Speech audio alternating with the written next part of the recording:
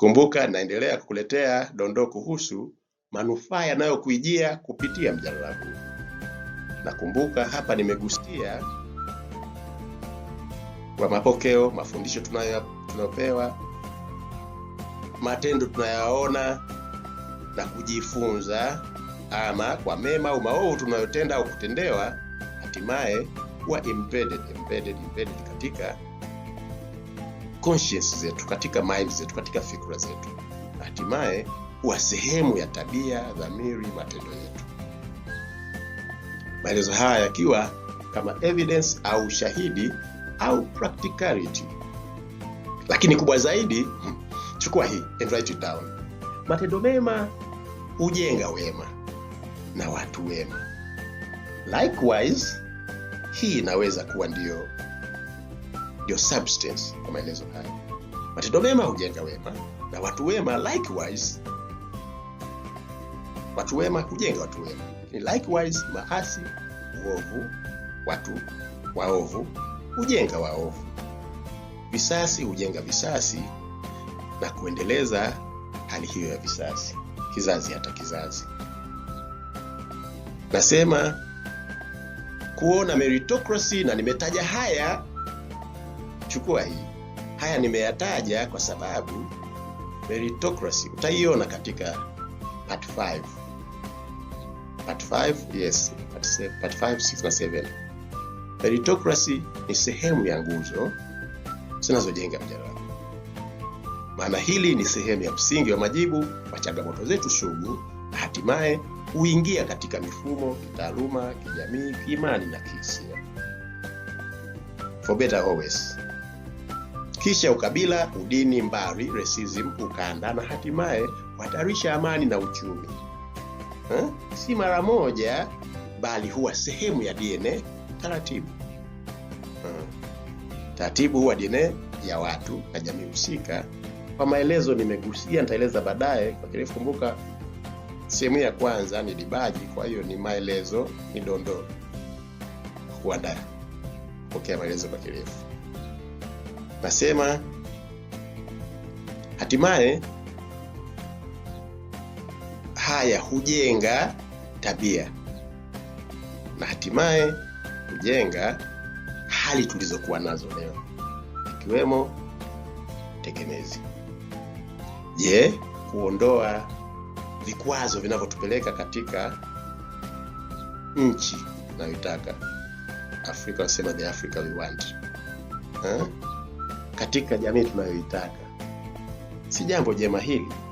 Jamii ambako watu wote watakuwa na fursa sawa kuendelea, na hatimaye jamii mzima kufikia kuvunja vicious cycle na kuanza kujenga virtuous cycle, kuenda katika maendeleo kwa pamoja, hasa walio tayari. Nikasema je, hili si jambo jema? Lakini nasema kuendelea na mapokeo kama yalivyo wholesale, ulivyopokea kutoka huko kwingineko, kama nilivyokupa mfano wa Hindustan, wao kuaminishwa ng'ombe ima ni Mungu au mama, na kwa hiyo kuwavamia na kuwaua watu wanaokula ng'ombe, hasa Waislamu na Wakristo. Nasema hili ni jambo la kukimbia. Jambo la kukimbia kama ukimwi hapana. Hili tumelizoea. So nitasema kama ukoma. Maana ukimwi tumezoea kama kawaida, tunasema waume kwa wake za watu, sasa hivi wako mashangazi na vitoto vidogo, wa kiume kwa wa kike, sasa tutoe ufundili.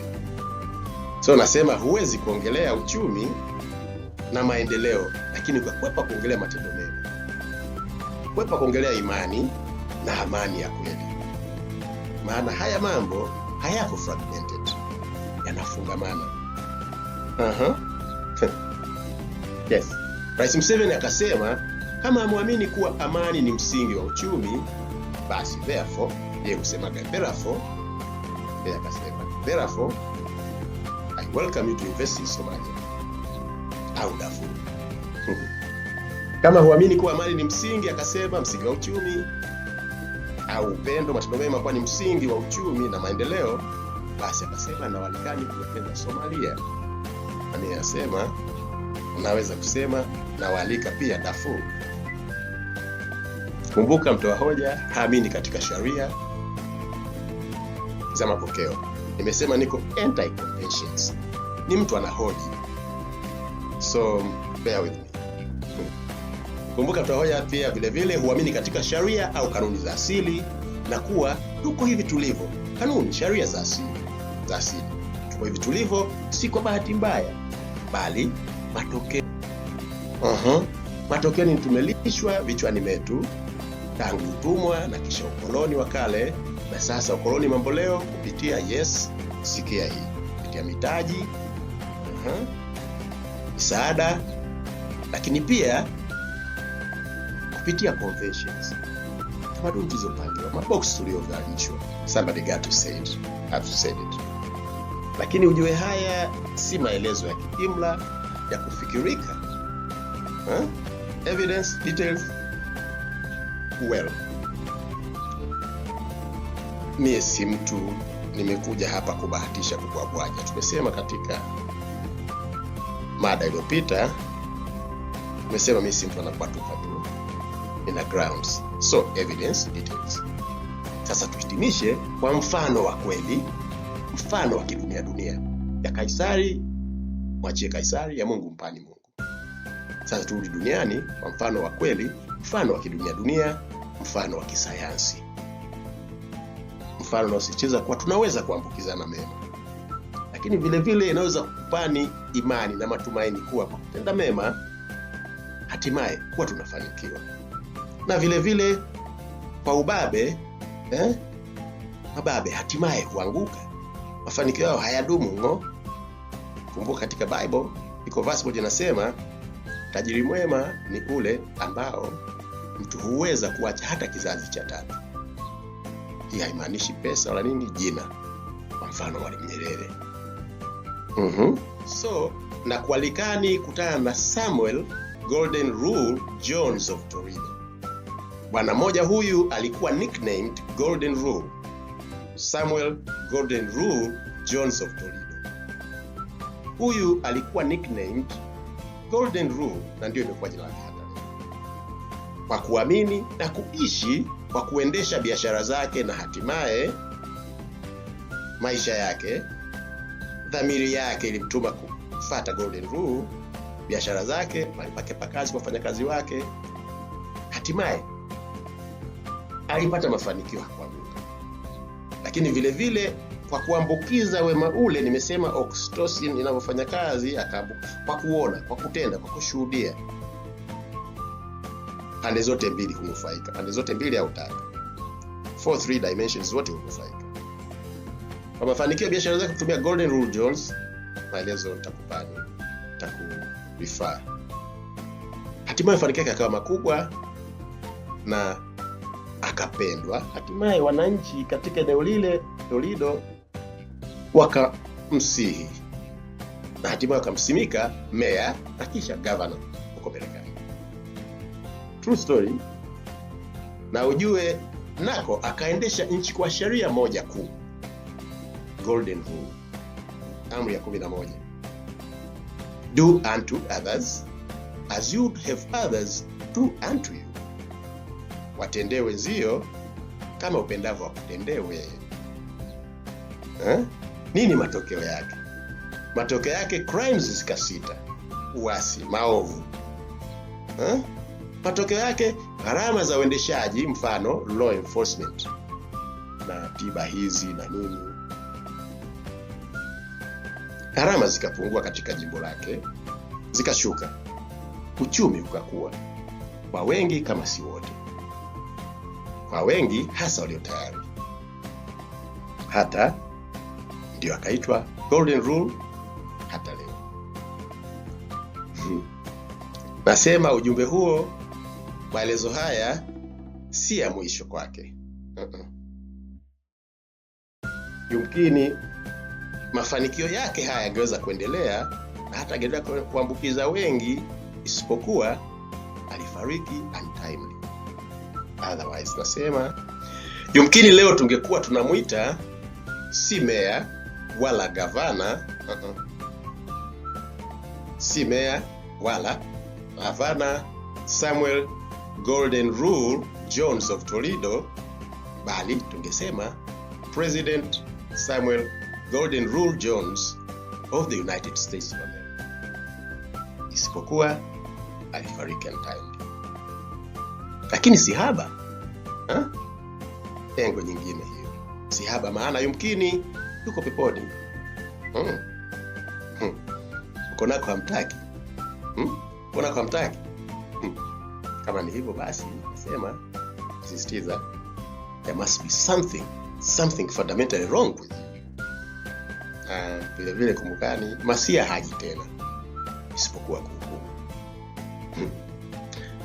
So having said that, baada ya kusema hayo, mwisho kabisa ime evidence kwa hisi bla bla, na tashuhudia mimi si kanjanja, si kanjanja. Kwa wabishi vijana wanasema masnitch, wabishi masnitch, basi kwa manufaa yenu wenyewe, wanenu, familia zenu, asisi zenu, jamii yenu, tafutani the science of getting rich. The science of getting rich, science ya kuwa tajiri, mafanikio. Jumla na rejareja ni kitabu cha Wallace D. Wattles. Asante kwake Edward Kigeza. Mwisho 20 alipendaga kusema katika nyimbo zake, nadhani waziri wa elimu, yes, sio utamaduni, sio anaitwa vizuri, nadhani huyo kutafuta kichwa kile. 20 alipendaga kusema tusambaze furaha na si maradhi. So kabla yake lakini alifundisha Justin Kalikawe akisema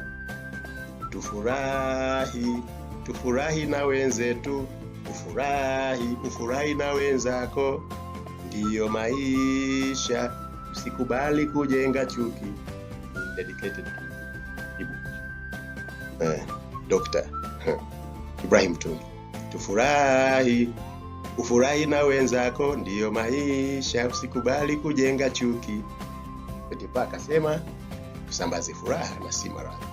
Mie nasema tusambaze akili, tusambaze furaha na mafanikio, tusambaze maendeleo na si gubu, chuki, ubinafsi, HIV, umaskini, utegemezi na kadhalika.